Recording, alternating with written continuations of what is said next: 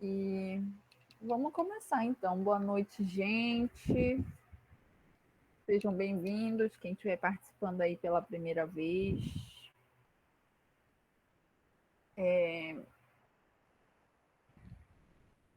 Algumas informações. A primeira era essa que a gente estava discutindo, né? Que a gente não lembrou que o Meet agora é pago, só vai até 1 hora. Então, como a gente já tinha aberto a sala, provavelmente ele vai cair antes das 8 horas. Aí o Alexandre já deixou o link aí no chat e a gente vai mandar esse mesmo link também no WhatsApp. E aí, se cair, a gente vai entrar nesse novo link. Tá bom? E aí, a gente esqueceu, mas na próxima reunião do grupo, com certeza a gente já vai ter visto uma alternativa. Ou a gente vai estar com uma conta institucional, ou a gente vai mudar de aplicativo, né? Também tem outros aplicativos aí.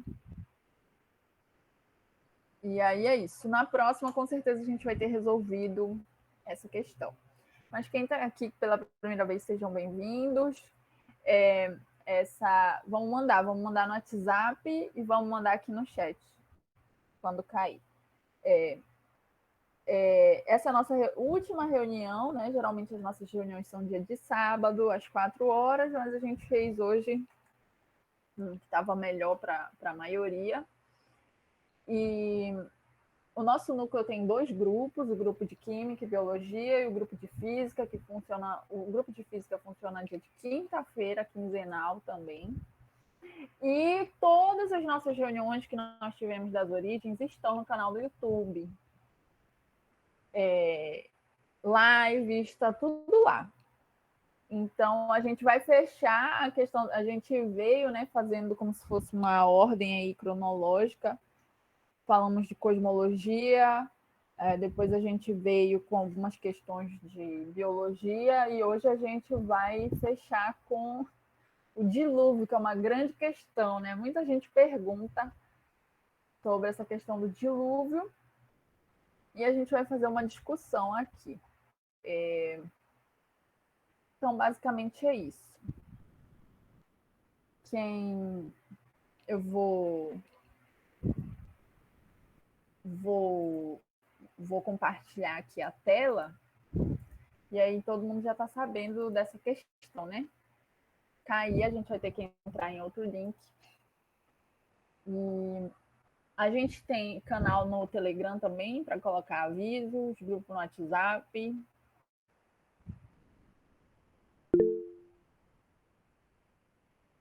Pronto. Tu explicou lá, Nani? Deixa uma explicaçãozinha lá, porque esse novo link que a gente teve probleminha.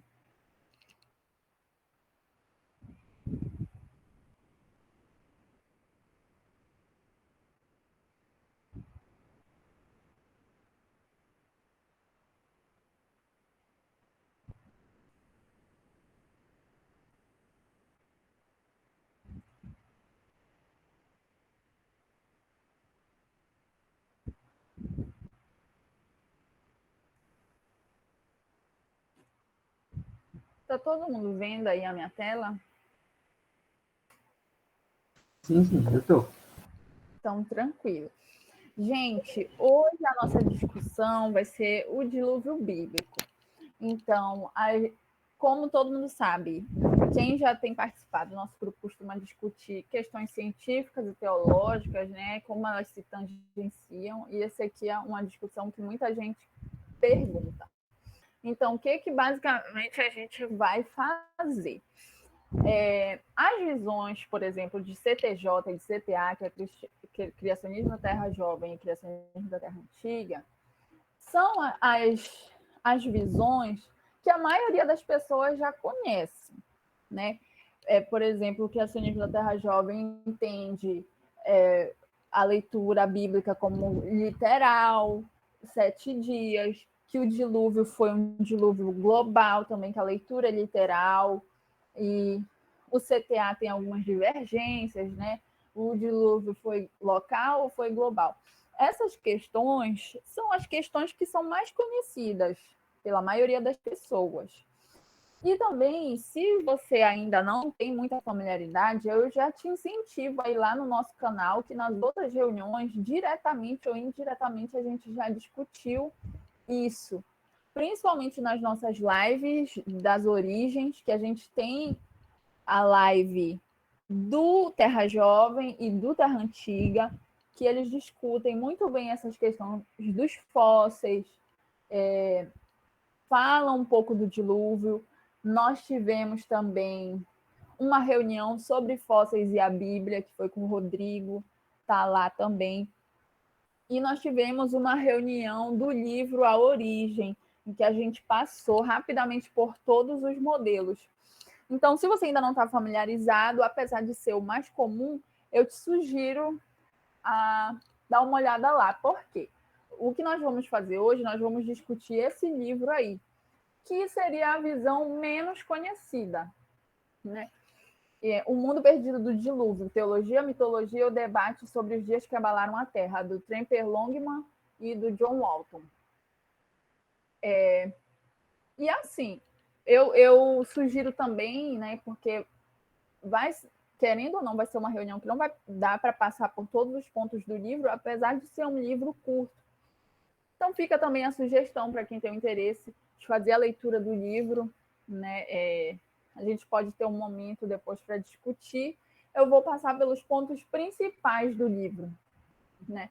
Mas vai ficar, fica a indicação para você fazer a leitura, ou então, de repente, né, o legal seria fazer uma leitura em grupo e depois debater, também é interessante. Mas o John Walton ele vai trazer para a gente uma perspectiva que ela iria se alinhar mais com o criacionismo evolutivo. Por quê? Porque a gente veio vendo nos nossos estudos aí que o criacionismo evolutivo ele não vai entender algumas coisas como literais, né? E aí essa visão ela meio que se alinharia, né? As muitas perguntas que o pessoal tem sobre e aí como é que eu vou alinhar tudo isso? Espera aí, que aí agora eu vou ter que aceitar alguém aqui.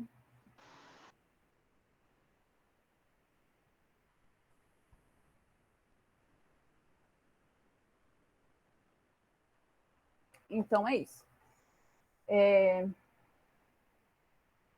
Bom, começando aqui, querendo ou não, essa discussão do dilúvio, ela vai ser mais uma questão teológica e de hermenêutica mesmo, né, gente? A gente não vai passar assim por questões científicas. Ela vai ser mais uma questão de compreensão do texto. E na perspectiva do livro do John Walton, ele vai começar falando para a gente assim, que embora a Bíblia tenha sido escrita para nós, ela não foi destinada a nós. Ou seja, não somos o seu público primário.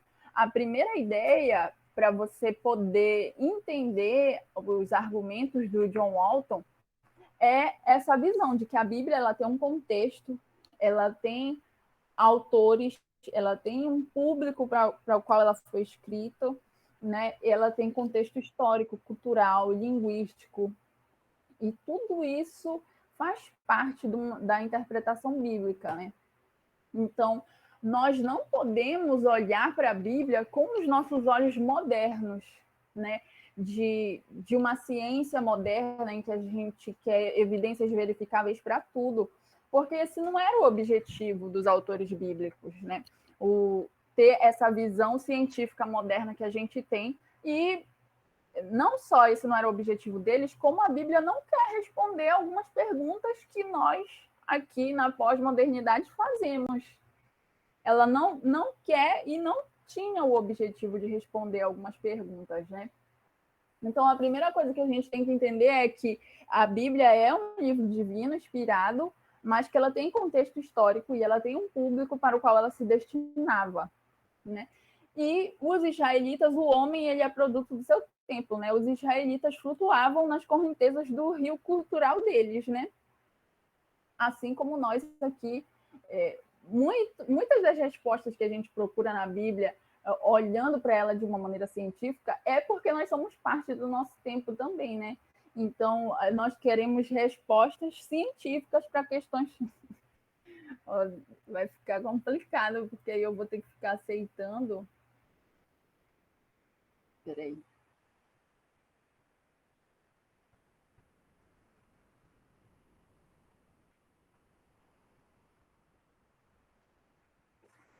Sim, e aí muitas dessas perguntas que a gente faz é também por causa do contexto cultural que nós estamos, né? Mergulhados nessa ideia de ciência moderna, que não era a ideia que os hebreus tinham. E aí o John Walton vai falar: reconhecer que a Bíblia não é um manual científico cujo propósito é abordar questões a partir do nosso ponto de vista. Reconhecemos que a Bíblia não é um manual científico cujo propósito é abordar questões a partir do nosso ponto de vista moderno. Inclusive, um ponto, né, é que quando a gente olha para a Bíblia com essa ideia de tirar dela evidências científicas para as nossas perguntas modernas, ao invés de nós estarmos reafirmando a autoridade bíblica, né, porque muitas vezes a questão hoje é que o cristão ele não quer abrir mão da autoridade bíblica, né? Claro, porque ele é cristão. Então, como conciliar isso? Mas quando a gente tenta fazer com que a Bíblia dê essas respostas para a ciência moderna, nós estamos fazendo o contrário, nós estamos sujeitando a Bíblia à autoridade científica. E a ciência também não tem essa autoridade sobre a Bíblia de validar o que está lá, né? Para que a gente possa ter evidências verificáveis de alguma coisa a partir do texto bíblico. Ao invés de nós estarmos colocando a Bíblia como um patamar de autoridade, nós estamos submetendo a Bíblia à autoridade da ciência. E não é isso que a gente quer, né? Nós queremos que a Bíblia seja lida no seu contexto para o propósito o qual ela foi feita. Então, esse é o primeiro ponto, assim, para nós entendermos os pontos do John Walton nesse livro aqui. Outra coisa interessante, né, que ele vai discutir para que a gente possa falar do dilúvio é que Gênesis ele é um documento antigo. E como um documento antigo, o público para o qual ele foi destinado, ele não tinha a mesma ideia que nós temos de mitologia ou do conhecimento, né? Quando ele fala, por exemplo, que o mundo perdido do dilúvio, a teologia, a mitologia e o debate entre os dias que abalaram a Terra. A nossa ideia hoje, com a visão moderna de mitologia, é que a mitologia é uma inverdade, né? É uma fábula que não tem relação nenhuma com a realidade. E essa não é a visão que os hebreus tinham. Eles tinham uma visão do homem completo e do conhecimento como uma coisa completa. Nós que fazemos essa separação entre metafísico e empírico. Mas para os hebreus e os povos antigos, a mitologia ela era uma representação de uma realidade mais importante. Isso significa que não é verdadeiro ou que não aconteceu? Não. É a mesma coisa quando nós falamos que nós fazemos interpretações que não são literais de algumas partes da Bíblia. Uma interpretação não literal significa uma interpretação que não é verdadeira ou que é mentirosa? Não. Significa uma interpretação literal, na verdade, significa respeitar o gênero daquele texto bíblico. E nesse caso, esses povos, eles não tinham a visão que nós temos hoje de conhecimento empírico e conhecimento metafísico. Eles utilizavam de histórias, né, que tinham significados para que eles pudessem representar verdades que realmente aconteceram.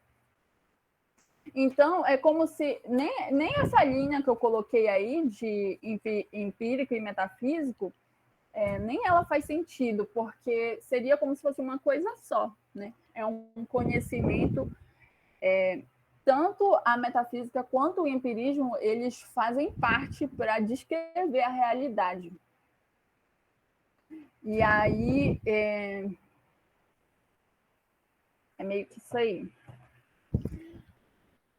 Deixa eu ver o que mais. passando? Tá. Então, o que o John Walton vai falar a respeito disso, né? Que, baseado nisso, como é que ele entende que Gênesis seria, né? Gênesis de 1 a 11. Se ele entende que essas passagens, elas têm questões mitológicas, que, mais uma vez, não quer dizer que elas não sejam verdadeiras, mas que aquele conhecimento era um conhecimento que expressava uma verdade, ele entende que nós podemos classificar essas histórias em Gênesis como histórias teológicas, né? Os autores bíblicos nos dão um relato seletivo e interpretativo do passado com o objetivo de apresentar sua mensagem teológica. Ou seja, eles interpretam o significado dos acontecimentos. Aquilo que o significado do acontecimento é mais importante do que o acontecimento em si, e o que Deus está fazendo através daquele acontecimento é mais importante ainda do que a própria descrição dos fatos. Então, segue essa ideia de que o que seria uma história teológica, né?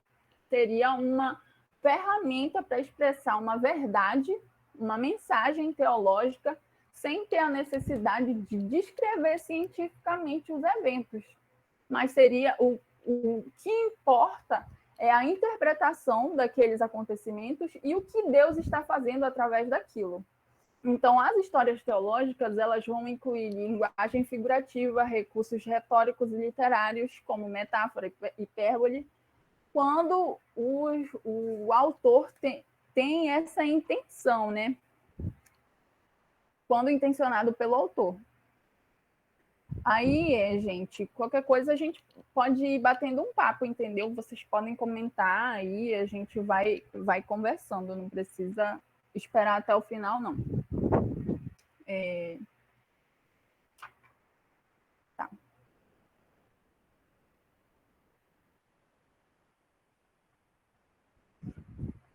Sobre esse aspecto, o John Walton ele vai entender que Gênesis vai apresentar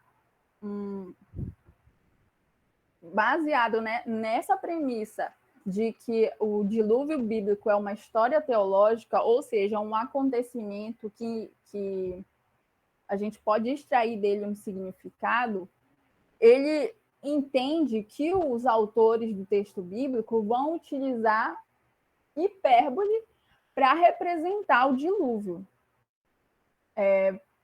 Quando a gente vê, por exemplo, ali que todos os homens eram maus, ou as dimensões da arca, né, por exemplo. Então, ele não está dizendo que realmente não tinha, por exemplo, uma sequer pessoa que não fosse má, mas ele estava utilizando do impacto que a hipérbole pode oferecer para nos dar um efeito, né? Estabelecer uma ideia que, na verdade, o mal tinha atingido níveis sem precedentes e que Deus agiria para restaurar a ordem. Então, ele vai utilizar essa linguagem hiperbólica em várias partes da descrição do próprio dilúvio, seja no nível em que chegaram as águas, ou no próprio tamanho da arca, né, que a gente vai ver que o Walton fala, por exemplo, que as dimensões descritas da arca são de uma arca, um artefato que não é navegante, né, que não seria, independente do material que fosse feito, seria impossível que um barco daquele tamanho conseguisse flutuar, né, fisicamente falando, né? Seria impossível. Então, o que ele está querendo dizer? Que foi utilizada uma linguagem hiperbólica para mostrar que o impacto e a importância do dilúvio são universais. São válidos para todos os homens e para expressar uma ideia, né? uma ideia que a gente vai discutir mais para frente e vamos entender em outros relatos aqui, por exemplo. Aí aqui tem uma observação, por exemplo, ele diz: não temos razão para crer que Deus forneceu aos autores antigos conhecimento especial de perspectivas em geologia, cosmologia, astronomia ou qualquer outra informação científica, além daquilo que já era conhecido na época. Por que ele está discutindo isso aqui, né? Porque as outras visões que nós já estamos mais habituados, que a gente conversou, geralmente defendem um dilúvio literal, que há evidências científicas para esse dilúvio, mas a proposta do Walton, né, é que nós possamos enxergar que esse não era o objetivo do texto bíblico e que nem as pessoas naquela época teriam os artefatos científicos suficientes para fazer uma descrição geológica, cosmológica ou química, ou de qualquer um desses fenômenos, né? E que a inspiração divina para esses escritos não tinha também esse objetivo. Deus utilizou da instrumentalidade humana na cultura, no contexto e com as ferramentas que aquelas pessoas tinham para descrever a realidade. Então, para sustentar essa ideia, o John Walton vai mostrar para a gente alguns relatos de textos do Antigo Oriente Próximo que também falam de um dilúvio, né? Como eu mencionei no outro slide, ele fala que Israel navegava nos rios do seu contexto, né? Do Antigo Oriente. Isso não significa também que meio que Israel se apropriou de narrativas dos outros povos. Não, mas pode evidenciar outras coisas que é o que a gente vai discutir mais para frente sobre a ideia dele. Mas existem evidências de outros povos no Antigo Oriente que também relatam nos escritos deles uma história diluviana, né? Então tem aí, por exemplo, os relatos da Suméria, Babilônia e Israel aqui para a gente comparar um pouco. Então, por exemplo, aí na Suméria a gente vai ter o deus Enki alertando sobre um dilúvio pelos deuses Anu e Enlil. E o herói era o Ziusudra. E nós vamos ver em comum também desses relatos que esses relatos eles são muito parecidos um com o outro. Então, sempre tem um herói, né, que no caso o bíblico é Noé, e tem o dilúvio, tem um Deus irado, que ele tem algum objetivo com aquela, seja um castigo ou seja alguma coisa. Aí a gente tem o da Suméria, que era o deus Enki, alertando sobre um dilúvio pelos deuses Anu e Enlil, e o herói. A gente tem o épico de Atrahasis e a epopeia de Gilgamesh. Né?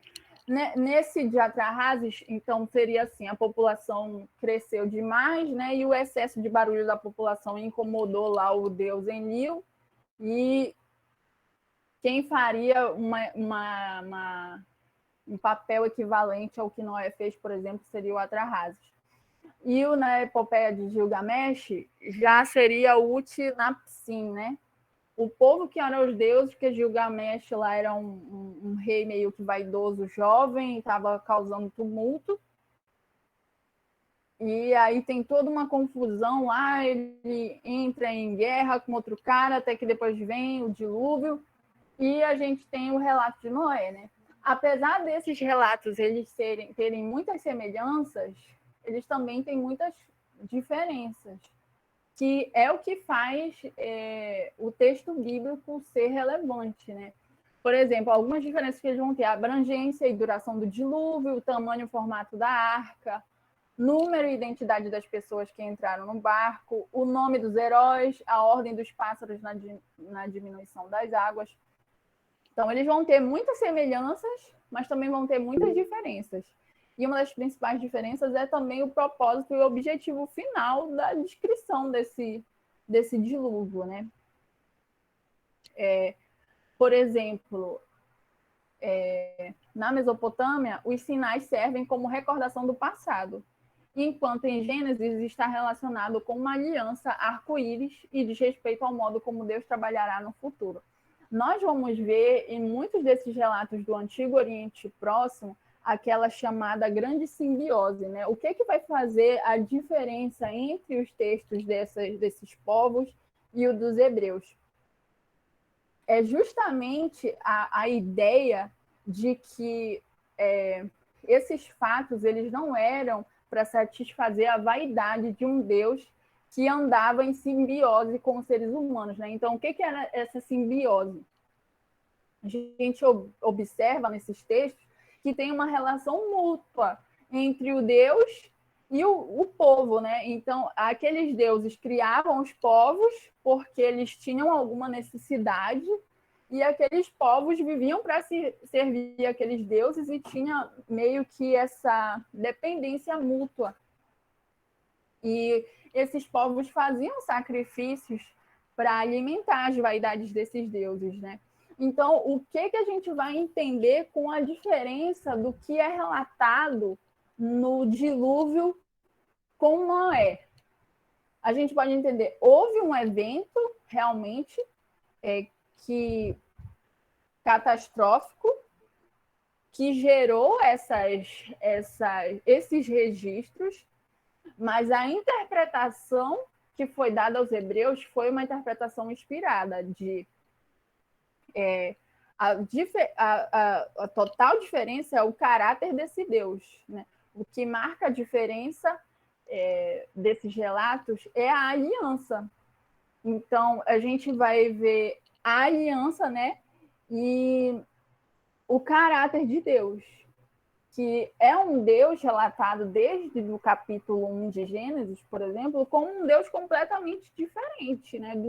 Desses deuses que estão em dependência mútua dos seres humanos ou que têm características humanas, inclusive, que têm necessidades, que têm algumas vontades que o Deus de Israel não tem. Então, o relato bíblico ele vem mostrar que havia uma desordem que Deus colocou em ordem, é sempre uma relação de desordem e ordem, e que Deus estabelece essa aliança, e que quem se move em direção a realizar esses propósitos é Deus, é Yahvé, ao contrário dos outros relatos, né? A gente não vai entrar aqui, por exemplo, mas tem aquela ideia da Torre de Babel, né, que o pessoal discute muito também. Ali na construção daquela torre, que seria o zigurate, que tem uma referência que esses povos também entendem, né? Eles estão construindo um zigurate para dizer assim, nós vamos chegar até os nossos deuses, né? E o Deus de Israel, não, ele faz o contrário. É ele que se move em direção ao povo, né? É ele que desce, é ele que vem. Então, por exemplo, quando a Bíblia diz que o verbo se fez carne e habitou entre nós, ele tabernaculou entre nós, né? Então, com esses relatos, eles estavam diferenciando os deuses que tinham essas necessidades, essas dependências mútuas dos seres humanos, do Deus de Israel, que é o Deus que ele é o Deus criador, ele é o Deus que ele faz aliança com o povo, ele se move em favor do povo, ele tem misericórdia do povo, ele olha, ele age com graça, né? Então, são passos que partem da ação divina e vai ser o que vai diferenciar os pontos principais aí dos relatos que a gente vai ver, que apesar de terem semelhanças de animais, de se a arca parou em um monte ou não, mas no final das contas, apesar um ponto que o Walton coloca, né, apesar do evento não ser inspirado, mas a interpretação daquele evento é divinamente inspirada, e é isso que ele vai meio que defender para o dilúvio bíblico, né? Que houve um evento e que esses povos estavam todos navegando na mesma cultura e que e cada um descreveu aquele evento à sua maneira, né? Mas nós temos a inspiração do Deus de Israel, que fez a aliança agindo através da ordem, colocando em ordem, né, aquela desordem. Então, o relato bíblico é parte integral do mundo antigo, mas não é devedor a qualquer tradição literária particular. Então, o que ele está querendo dizer? Exatamente isso, né? Que tem um contexto em que esse relato aconteceu, e Israel estava nesse contexto, mas ele não deve culturalmente ou literariamente a essas culturas, né? Ele teve uma interpretação inspirada daquele evento.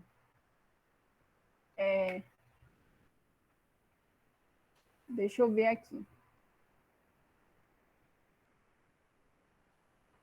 Aí, sob a visão do Walton, né? Ainda bem que vai ser bem rápido, porque aí a gente vai poder discutir, que eu achei melhor a gente discutir mesmo, e pode ser que a gente consiga discutir antes de abrir o outro link. No final das contas, o que o Walton vai defender? Que houve um dilúvio cataclísmico local e é descrito intencionalmente como um dilúvio global para fins retóricos e por razões teológicas, ou seja, uma história teológica. Houve um evento, certo? Mas esse evento, ele não é um dilúvio literal global, como a gente vê no CTJ, mas ele foi descrito intencionalmente como um dilúvio global, utilizando hipérbole por razões teológicas, para nos ensinar princípios teológicos, né? Que o impacto desse dilúvio era universal e tinha relação com o caráter de Deus. O relato do dilúvio é parte de uma sequência de pecado e julgamento e serve de pano de fundo para a aliança. A história teológica se concentra nas questões de presença divina, estabelecimento da ordem e como a ordem é desestabilizada.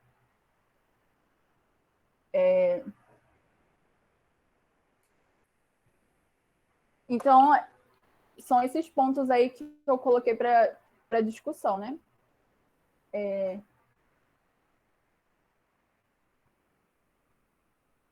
Essa ideia de que há sempre um movimento de ordem e desordem nos textos de Gênesis de 1 a 11, né?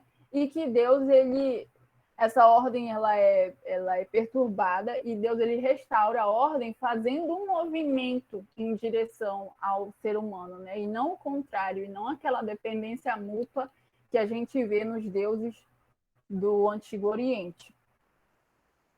Aí, assim, gente, basicamente esses são os pontos que eu coloquei para a gente discutir. Como eu falei para vocês, é um livro curto, mas é um livro que ele, claro, vai ser muito mais profundo do que os pontos que a gente colocou aqui. E fica também a sugestão, né?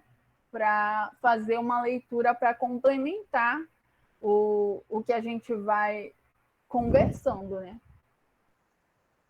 Eu não vou fechar o compartilhamento, porque eu vou deixar a gente discutir com o slide aí. Mas se alguém quiser discutir, a gente já pode falar, tá?